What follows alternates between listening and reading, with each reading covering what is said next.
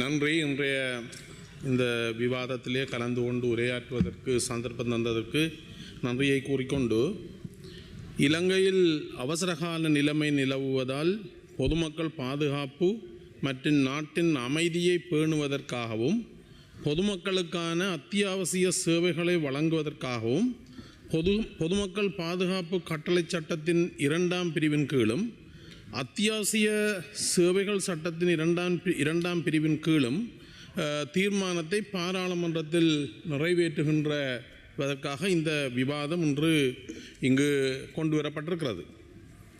இந்த தித்வா சூறாவளியை அதைத் தொடர்ந்து ஏற்பட்ட அனர்த்தத்தை கையாளுவதற்கு, ஏற்கனவே இந்த அனர்த்தங்களை கையாள்வதற்கு பொருத்தமான தேவையான அதிகாரங்களை கொண்ட சட்டங்கள் இருக்கும்போது மீண்டும் இந்த ஜனாதிபதி அவர்களால் பிரகடனப்படுத்தப்பட்ட அவசரகால சட்டத்தை நீடிப்பதற்கான ஒரு நிகழ்ச்சியாக இன்றைய இந்த விவாதம் அமைகின்றது. அனர்த்தம் ஏற்பட்ட போது ஜனாதிபதி அவர்கள் அந்த அவசரகால சட்டத்தை பிரகடனப்படுத்தினர். அதற்கு ஒரு தேவை இருந்தது என்றதை நாங்கள் ஏற்றுக்கொள்ளலாம். அந்த நேரத்தில் அந்த ஒரு பாரிய அனர்த்தம், சுனாமிக்கு பிறகு ஏற்பட்ட மிக மோசமான ஒரு பாரிய அனர்த்தத்தை கையாளுவதற்கு, எதிர்பார்க்கப்படாத ஒரு அனர்த்தத்தை கையாளுவதற்கு இந்த சட்டம் தேவையாக இருந்திருக்கலாம். ஆனால் இப்போது ஒரு அனர்த்த முகாமைத்துவத்தினுடைய 4வது படிநிலையிலே நாங்கள் நிற்கும்போது, ரிக்கவரி பீரியடில், அதாவது இந்த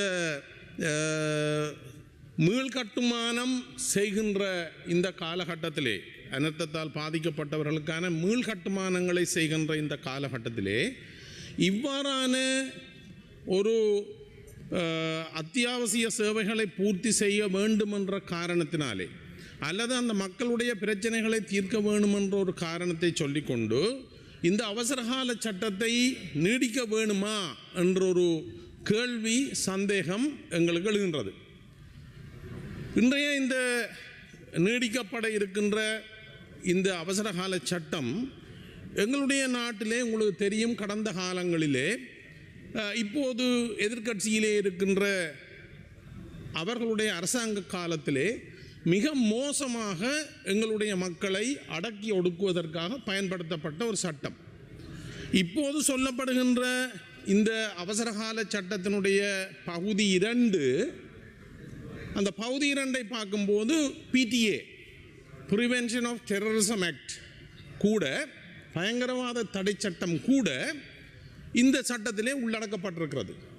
உங்களுக்கு தெரியும், பயங்கரவாத தடை சட்டம் இந்த நாட்டிலே மக்களுடைய அடிப்படை உரிமைகளை மீறுவது மட்டுமல்ல, மனிதகுலத்துக்கு எதிரான குற்றங்கள், இந்த மக்களை படுகொலை செய்வதற்காக பயன்படுத்தப்பட்ட ஒரு மிக மோசமான சட்டம் இந்த பயங்கரவாத தடை சட்டம்.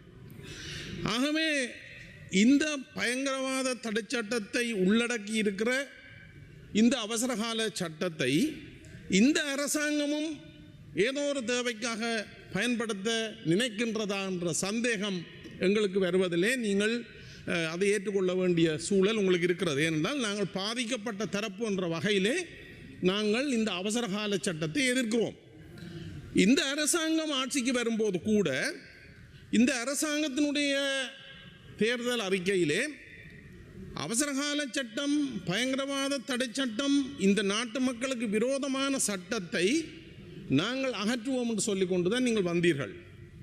ஆனால் இன்றைக்கு அந்த பயங்கரவாத தடை சட்டத்துக்கு மாற்றீடாக ஒரு சட்டத்தை அறிமுகப்படுத்தி இருக்கிறீர்கள். அந்த மாற்றீடாக அறிமுகப்படுத்தப்பட்ட சட்டம் ஏற்கனவே இருந்த பயங்கரவாத தடை சட்டத்திலும் கூட மிக மோசமானதாக நான் பார்க்கிறேன், அல்லது எல்லோரும் பார்க்கிறோம். ஏனென்று சொன்னால், பயங்கரவாதம் என்பதற்கான வரைவிலக்கணம் இந்த சட்டத்திலே எங்கும் குறிப்பிடப்படவில்லை. பயங்கரவாதம் அல்ல டெரரிசம் என்றதுக்கான definition is not mentioned anywhere. அது சொல்லப்படவில்லை.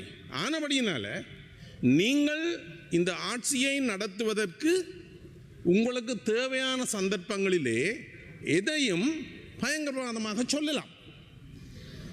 இந்த அரசாங்கத்துக்கு எதிராக பிரச்சனைகள் வரும்போது ஒரு வரைவிலக்கணம் இல்லாத பயங்கரவாதம் என்பதற்கு வரைவிலக்கம் கொடுக்கப்படாமல் எதையும் பயங்கரவாதமாக சித்தரிக்கக்கூடிய சூழல் இருக்கிறது. அதை நீங்கள் உணர்ந்தீர்களான்றது எனக்கு தெரியவில்லை.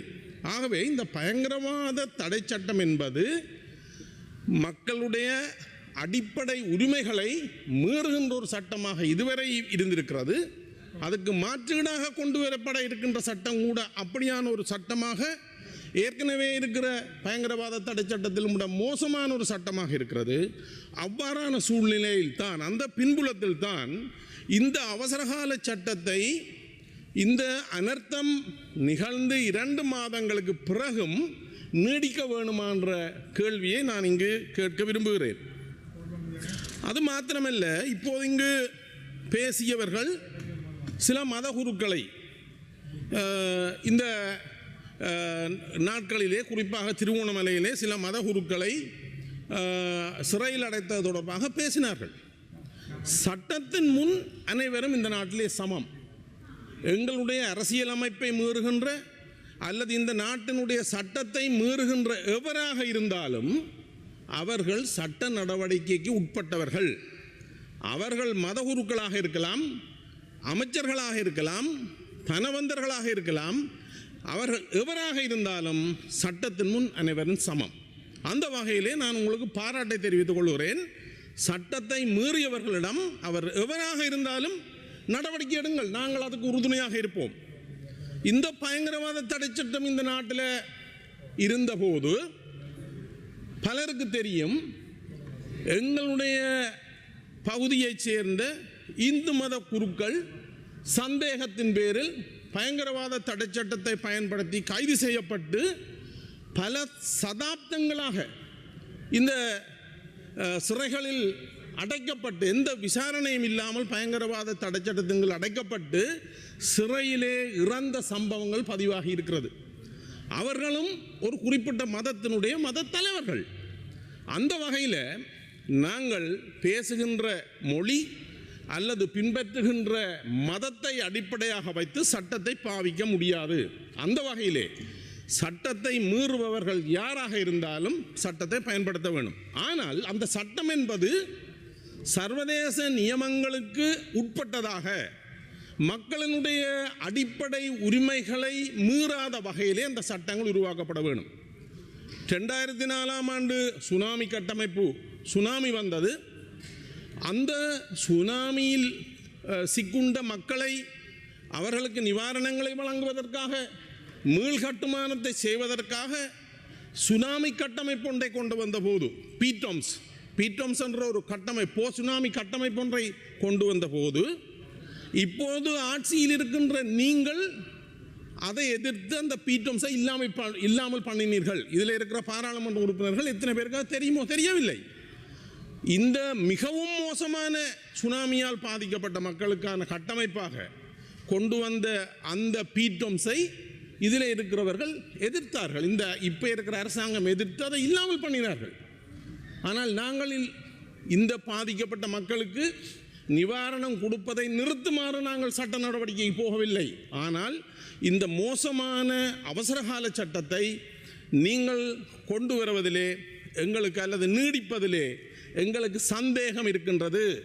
ஏற்கனவே இந்த சட்டத்தால் பாதிக்கப்பட்ட ஒரு மக்கள் குழுவிலே இருந்து வந்தவன் என்ற அடிப்படையிலே அந்த சந்தேகம் எனக்கு வாரதை பிழை என்று நீங்கள் சொல்ல முடியாது. அதே போல எங்களுடைய இந்த சட்டங்களை கொண்டு வந்து இந்த நாட்டிலே நீங்கள் சொல்லுகின்ற நல்லிணக்கம் ஏற்படுமா என்றதை நீங்கள் ஒருக்கா சிந்தித்து பார்க்க வேணும். நல்லிணக்கம் என்பது 2 தரப்புகளும் விட்டு கொடுப்பலை செய்வதன் மூலம்தான் நல்லிணக்கம் பெறும். அந்த நல்லிணக்கங்களை ஏற்படுத்துவதற்கான முன்முயற்சிகளை நீங்கள் எடுக்க வேணும். அதை நீங்கள் மிகவும் அவதானமாக எடுக்க வேணும். அதற்கு நான் ஒரு அண்மையிலே எங்களுடைய மாவட்டத்திலே நடந்த ஒரு சொல்லலாம் நினைக்கின்றேன். நன்றி. உங்களுக்கு தெரியும், இந்த 1983ஆம் ஆண்டு இந்த மகாவலி எல்வலயம் என்ற வலயத்தினூடாக கொண்டு வந்து எங்களுடைய பிரதேசத்திலே அங்கு வாழ்ந்த மக்களை விரட்டிவிட்டு வேறு மாகாணங்களிலிருந்து மக்கள் குடியேற்றப்பட்டார்கள், சிங்கள மக்கள் குடியேற்றப்பட்டார்கள். இப்போது 2011ஆம் ஆண்டு அந்த மக்களுடைய நீர் தேவையை பூர்த்தி செய்வதற்காக மஹிந்த ராஜபக்ஷ அவர்களுடைய அரசாங்கம் கொண்டு வந்த திட்டம் கிவிலோயா திட்டம். இந்த கிவிலோயா திட்டத்தின் ஊடாக அந்த மக்களுக்கு தண்ணி கொடுக்கறது எங்களோட பிரச்சனை இல்லை. எல்லாருக்கும் நீர் மிகவும் முக்கியமானது. ஆனால் அந்த திட்டத்தின் ஊடாக ஒரு பகுதி மக்கள் பாதிக்கப்படுகிறார்கள். அந்த பாதிக்கப்படுகின்ற மக்கள் தொடர்பாக 2011ஆம் ஆண்டு இருந்த அரசாங்கம் எந்த சிந்தனையும் கரிசனையும் எடுக்கவில்லை.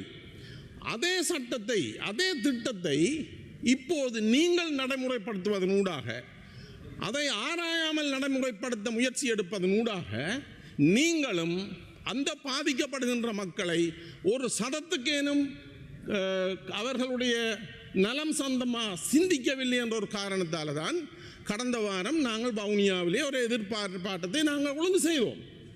இந்த எதிர்பார்ப்பாட்டம் என்பது பாதிக்கப்பட்ட மக்கள் அரசியல் நோக்கங்களுக்காக இல்லை. நாங்கள் ரோட்டிலே இறங்கி இந்த அரசாங்கத்தினுடைய ஆட்சியை கைப்பற்றுவது எங்களது நோக்கமும் இல்லை. அப்படி எங்களால் இந்த ஆட்சியை, இலங்கையை கைப்பற்றவும் முடியாது. ஆகவே எங்களுடைய சிந்தனை நோக்கத்தை தயவு செய்து தெளிவாக புரிந்து கொள்ளுங்கள். எங்களுடைய பாதிப்பை, எங்களுடைய மக்கள் எதிர்கொள்கின்ற பிரச்சனைகளை பற்றி நீங்கள் சிந்திக்காமல் முன்னர் இருந்த அரசாங்கம், மக்களால் விரட்டப்பட்ட அரசாங்கம் கொண்டு வந்த திட்டங்களை எந்த ஆலோசனையும் இன்றி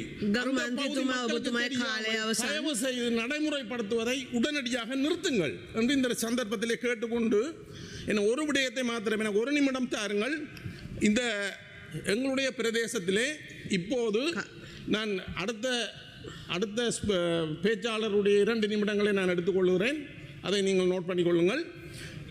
எங்களுடைய பிரதேசத்திலே இப்போது 65% மேற்பட்ட விவசாய நிலங்கள் அறுவடை செய்யப்பட்டு முடிந்துவிட்டது.